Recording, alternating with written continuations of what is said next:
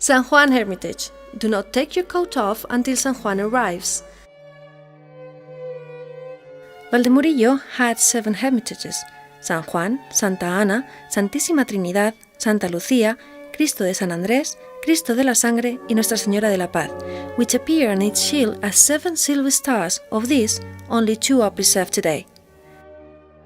One of them is San Juan's Hermitage, on the street from which it takes its name, that was constructed on the ruins of a former building in the middle of 19th century.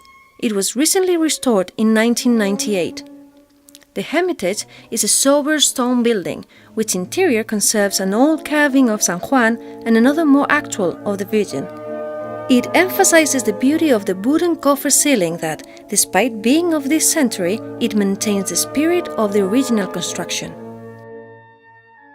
Next to this hermitage, young people in town celebrate a party with bonfires and snack at San Juan night.